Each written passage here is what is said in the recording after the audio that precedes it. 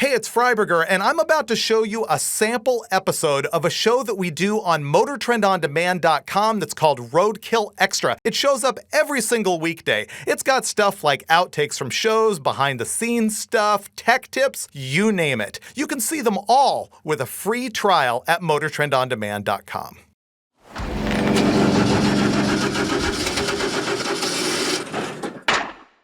Hey, it's Freiburger coming to you from Lake Gardner, the salt flats here in South Australia.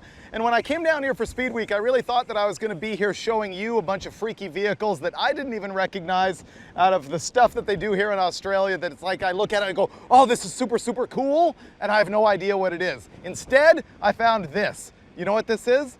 This is an example of a GMC motorhome that these guys made, General Motors Corporation, in the mid-70s. And what made these special is, first of all, they're all fiberglass construction, all one piece, supposedly leak-free. That wasn't breaking new ground. There were some motorhomes that did that earlier, like the Travco and stuff like that. But this is powered by an Oldsmobile 455 big block V8, and it's front-wheel drive. It's the same drivetrain that you would find in an Olds Tornado. Now, what makes it cool is, check this out.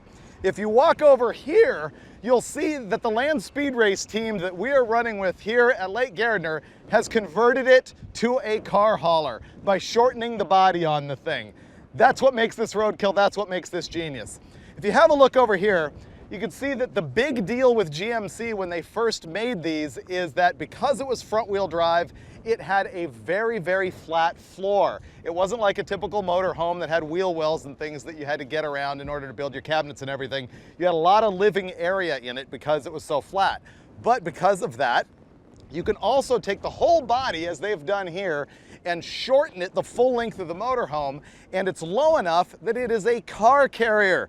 You can see that they've back-halved it a little bit here. There's some pieces that are not stock in the frame, but essentially the frames on these things were perfectly flat, and so you can build a set of ramps on the back and park your race car here, which is what they do to haul the thing back from the big end of the salt flats. And you can see that they've also got airbags on it here so that they can make it go up and down and cushion the ride so they don't beat up the car while it's being driven back from the big end of the racetrack. Come have a look at the inside of it over here. You can see this is really pretty hacked together. See how they've just riveted panels back on it? This is actually metal, where much of these were originally fiberglass.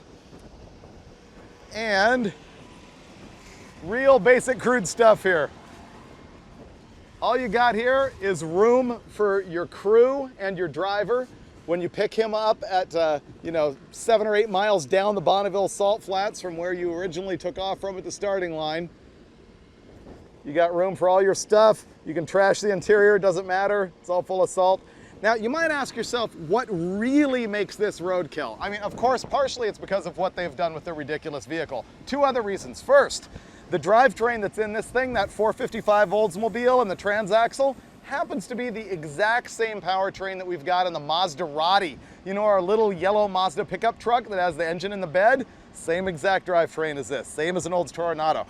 Now, the other thing is, Finnegan has fantasized about us building one of these things for a long time. He has this whole cockamamie scheme where we're gonna buy one like these guys did, gut the whole interior out, and what he wants to do is be able to mount his boat inside the thing and drive on the front wheels, go to a lake, race the boat, and then somehow take the boat engine and mount it inside the motorhome and go sand drag racing with the thing. I'm sure I've screwed up some part of the plot line there, but trust me, he's got a scheme for the GMC motorhome that involves front-wheel drive and boat and also sand drag racing the motorhome. I don't think that's ever going to happen, so for now, your fix on the GMC front-wheel drive motorhome will have to end right here at Lake Gardner, Australia.